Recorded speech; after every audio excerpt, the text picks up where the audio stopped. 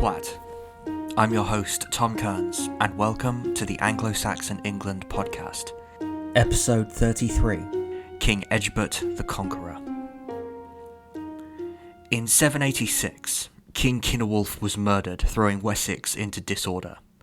In the midst of the feuding that followed, King Offa of Mercia moved in to secure the West Saxons' passivity by elevating a puppet to the throne.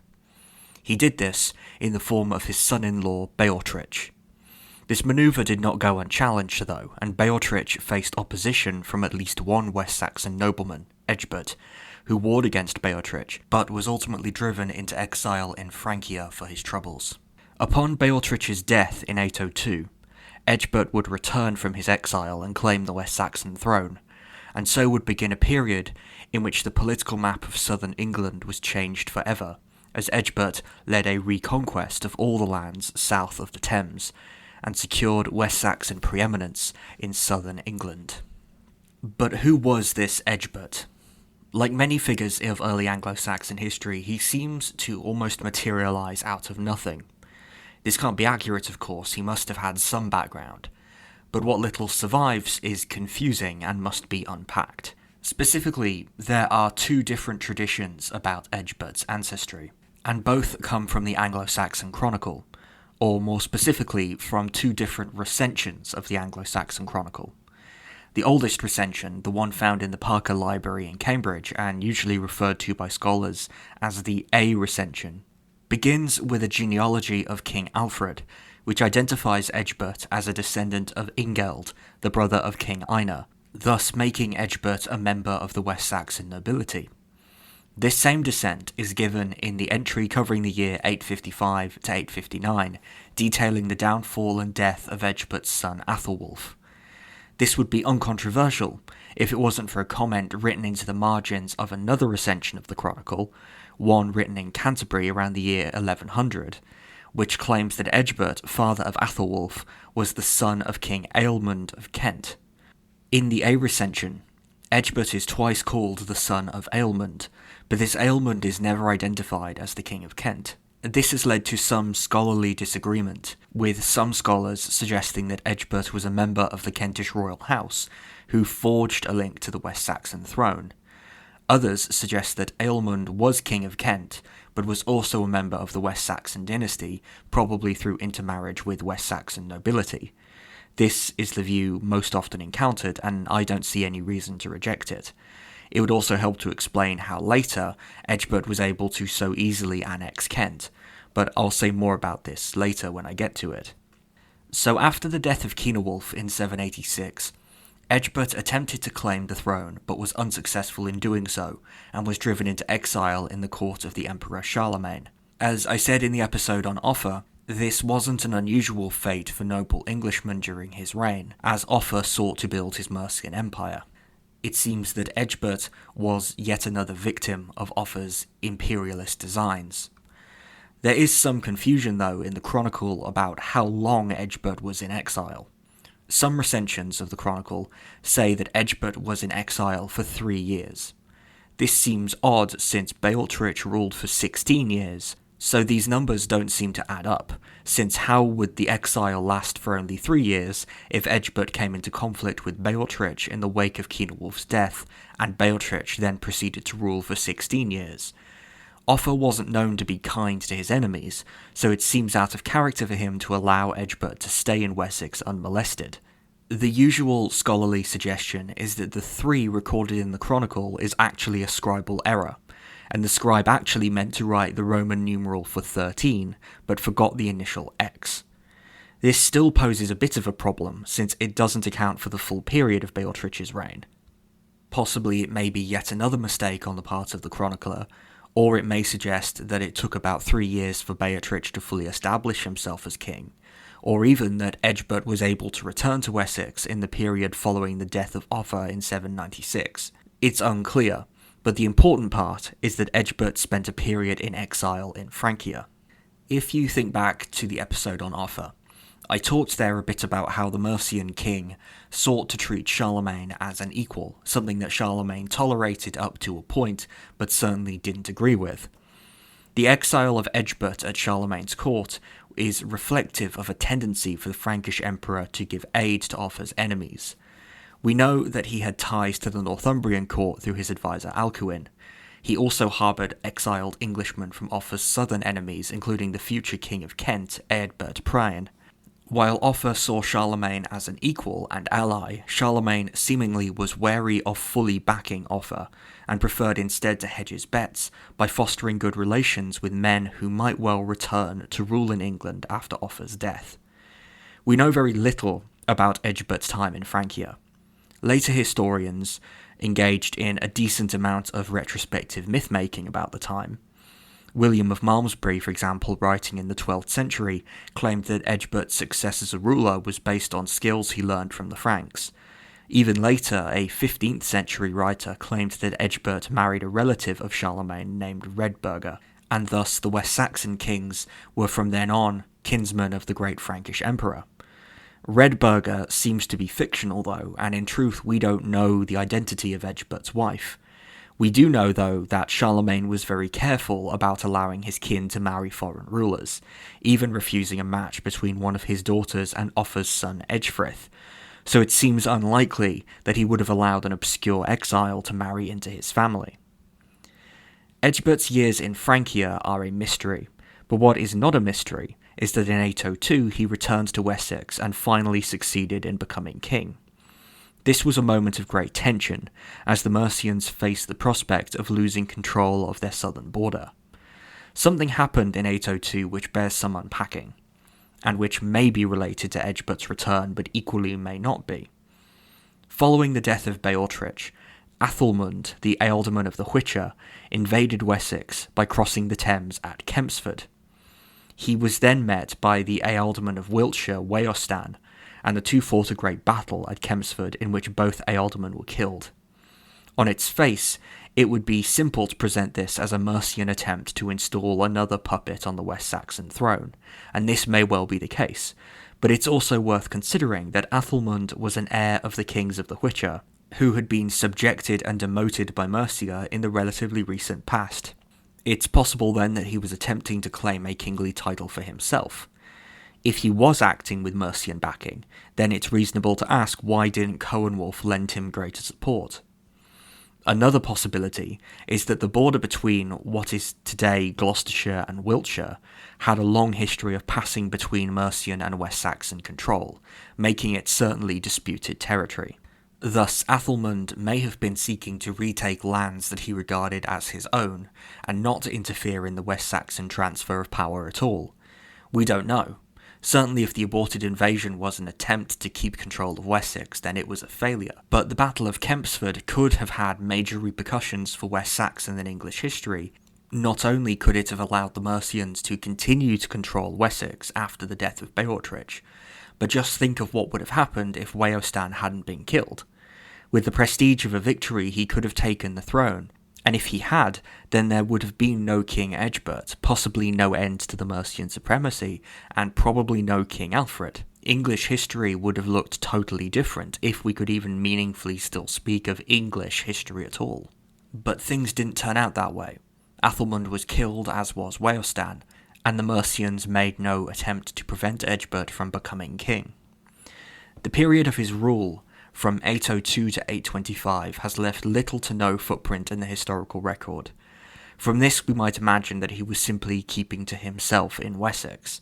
However, this was certainly not the case.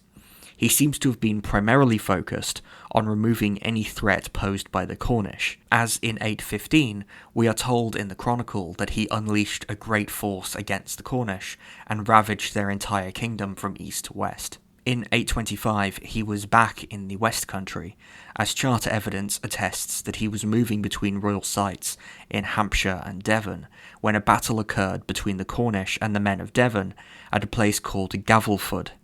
In response to this, Ecgberht again ravaged Cornwall, perhaps indicating that the Battle of Gavelford was part of a raid by the Cornish into Wessex that Ecgberht then proceeded to repay with his full military force.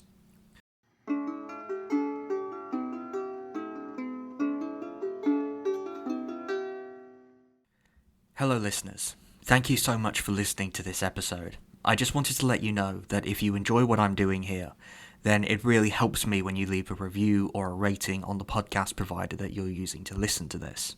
It also really helps when you subscribe to the show's YouTube channel and when you become a supporter over on Patreon, where you can get access to bonus episodes, ad-free episodes, and transcripts for as little as $3 a month.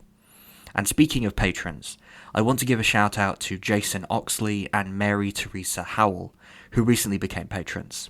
Thank you so much for your support, and I hope you're enjoying the extra material you now have access to. Anyway, back to the show.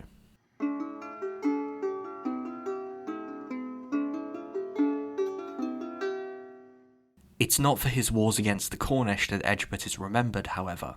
In 825, probably sensing opportunity with Ecgberht thus engaged, subduing the Cornish, Beorhtric, King of Mercia, invaded Wessex, planning to catch Ecgberht unaware. Beorhtric badly mistimed his invasion, though, since his army unexpectedly encountered Ecgberht's force at Ellendun in Wiltshire, much further north than expected, and there the two armies fought a desperate battle in which the Mercians were put to flight. It's safe to say that the Battle of Ellendun is one of the most consequential in Anglo-Saxon, dare I say even in English, history. With Beorhtric's humiliating defeat, Mercia was exposed as being unable to keep hold of the territories it had annexed, and thus the Mercian supremacy quickly unravelled. According to the Anglo-Saxon Chronicle, in the wake of Ellendun, as Beorhtric was limping back north, Ecgberht broke off a part of his army and placed it under the command of his son Athelwulf. He then sent this second army to Kent, where they drove out the Mercian puppet king Beorhtric, and received the submission of Kent, Surrey, Sussex and Essex, because these small kingdoms all saw in Ecgberht a relative of their native dynasties, probably a reference to his being the son of Ealhmund. The way the Chronicle phrases this makes it sound like all of this occurred within the year 825, but that's not necessarily the case. A Kentish charter surviving from the archives of Canterbury identifies the year 826 as the third year of King Beorhtric, indicating that he still held power in Kent in that year. This was the same year that Beorhtric was killed attempting to subdue the East Anglians, so it seems probable that Ecgberht didn't drive out Beorhtric until 826, when Mercia had lost its king. At a later, unknown date, Ecgberht also drove out King Cynewulf of Essex. What may be accurate in the Chronicle's account is that Ecgberht doesn't seem to have faced too much difficulty in annexing these southeastern territories, again probably because he was a relative of Ealhmund, and thus had some claim to the Kentish sphere of influence. To put this achievement into perspective, Ecgberht was the first West Saxon king since Cadwalla to successfully expand his territory to the east. By doing this at the expense of Mercia, he created a new order in southern England. Upon achieving this position, he set about consolidating it by minting coins at Canterbury and at Rochester, and by granting land so as to build a strong support base in his newly acquired regions. This was probably necessary, since some of his actions must have been somewhat unpopular. For instance, he ended the practice of archbishops of Canterbury being allowed to mint their own coinage, something which the independently minded archbishops certainly would not have appreciated.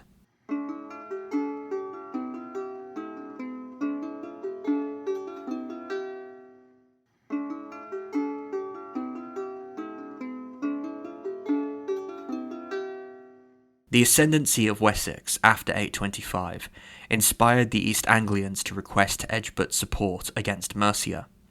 This is what provoked Beorhtric's failed invasion of East Anglia in 826, and catastrophically undermined Mercian military strength. This threw Mercia into a period of internal instability, which Ecgberht was all too eager to exploit. In 829 he invaded Mercia, drove out King Cynewulf, and began to mint coins in London using the title King of the Mercians. He also met with the King of the Northumbrians on the border with Mercia and received their submission. Thus Ecgberht became de facto overlord of all of England south of the Humber. In its account of these momentous years, the Anglo-Saxon Chronicle identifies Ecgberht as a Bretwalder, a term meaning wide ruler, which was later used by historians to characterise certain exceptionally powerful Anglo-Saxon kings. It doesn't seem to have been a proper title in this period, but it is reflective of Ecgbert's at least perceived immense power and control over his surrounding kingdoms. Ecgbert's ascendancy covered the years 825 to 829, but it quickly stalled in the year 830. Wiglaf returned to Mercia and retook London. He also seems to have reinstalled a puppet king in Essex, signalling that that kingdom too had left the West Saxon sphere of control. In East Anglia, a new king, Athelstan, began to mint coins without any reference to either Wiglaf or Ecgbert, signifying East Anglia's newfound independence of anybody. It seems then that after his explosive rise to power, Ecgbert even more rapidly lost control of his subjugated territories. How are we to account for this? The most common explanation is that Ecgbert, like other returning exiles, received support from the Franks, and it was this which allowed him to so dramatically remake the field of Anglo-Saxon international politics. Around the year 830, though, something changed as Frankish commercial networks on which much of southern England relied suddenly collapsed for reasons that are not fully understood. In the year 830 itself, Francia was engulfed in civil war between Emperor Louis the Pious and his sons, which would rage on and off for the next decade. This would also distract the Franks from their English allies, and most likely drain their treasuries. It's also possible that the extraordinary rise of Ecgbert made the Franks uneasy, just as they'd been uneasy with the extent of Offa's power. The collapse of Ecgbert's real power and the crumbling of Carolingian Francia coincide remarkably well, making some link between the two seem likely. It seems that Ecgbert himself was a paper tiger, who, without the backing of his powerful friends, struggled to hold on to a lot of what he'd conquered. We shouldn't let this sudden collapse distract from the long-term impact of Ecgbert's reign, though. Mercia's supremacy was over, and the southeast, with the exception of Essex, would never again be under Mercian hegemony. After 830, though, Ecgbert seems to have become especially anxious to secure his power and the authority of his son Athelwulf. This is probably the reason for his focus on granting land in Kent and elsewhere as a means to counter residual Mercian sympathy. It's also why, in 838, he convened a council at Kingston on Thames, at which he restored land at Myling to Christchurch in return for their recognition of Athelwulf as his heir. This consolidation seems to have been the main focus of the later years of Ecgbert's reign. Another threat also presented itself in the final years of Ecgbert's reign, when in 838 the Cornish made an alliance with Viking raiders in an attempt to break away from West Saxon control. The ensuing battle at the place called Hingston Down was in effect the last gasp of Cornish independence, as it was the last recorded battle between the Cornish and the West Saxons. There was still a king in Cornwall after this point, the last recorded Cornish king Dungarth dying in 875, but all evidence suggests that after the reign of Ecgbert, Cornwall was fully under West Saxon control. The theme of consolidation, which dominated Ecgbert's final years, is further amplified in his will, or at least in the account of it that survives in the will of his grandson Alfred. Its most striking request was that only male members receive land, so that none of it would pass out of the family via marriage. This suggests a keen awareness on Ecgbert's part of the importance that wealth played for a king, and so he was careful not to gift away too much of what he'd conquered, lest it endanger the prospects of his son. Ecgbert died in 839, seemingly whilst he was planning a pilgrimage to Rome, recorded in a letter that he sent to Emperor Louis the Pious, requesting aid in preparing the journey. All of his frugality in his final years paid off, as the succession of Athelwulf seems to have gone mostly unchallenged, and much of the territory Ecgbert had conquered remained in West Saxon control. But it's undeniable that the final years of Ecgbert's reign are a shadow of the glories that he achieved in 825 to 829. So what are we to make of Ecgbert? There's no doubt that he was a monumentally important king in the history of Wessex. He did end the Mercian supremacy and bring much of the southeast into West Saxon control after all, but the extraordinarily successful years between 825 and 829 were not reflective of much of Ecgbert's time on the throne. He spent the first decade and a bit of his reign in almost total obscurity, seemingly mostly focused on the Cornish to his west. Then his conquest of Mercia in 829 was swiftly undone, and the final decade of his reign was spent trying to secure his power base in a manner suggestive of anxiety about potential rebellion. In the historical record, Ecgberht is mainly remembered for his successes between 825 and 829. These certainly earn him a place of great importance, since they permanently remade the political map of Anglo-Saxon England. But it's important, I think, to view Ecgberht in light of his entire life, his exile, his early reign, his successes and his failures, and not just as the king who conquered the south and paved the way for King Alfred. The full picture is more of a mixed bag than the surface level reading would suggest. Ecgberht emerges as a king bolstered by powerful friends abroad, who was able to translate this backing into somewhat permanent achievements at home, but the reliance on the Franks, if that's what caused the A30 collapse, was also a poisoned chalice that made Ecgbert's sweeping conquests north of the Thames into unsustainable aberrations, which would inevitably crumble as soon as backing disappeared. Again, I don't want this to downplay Ecgbert's importance. Without him, it's probable that England would not exist today in the form that it does, but it does put his successes into perspective, and mitigates against too much of a great man interpretation of history, by laying bare the extent to which Ecgberht was a product of his times and circumstances, and how these amplified his native talents. Thank you for listening. I hope you've enjoyed this episode of the Anglo-Saxon England podcast. But I've been your host, Tom Kearns, and I hope you'll join me again for the next episode.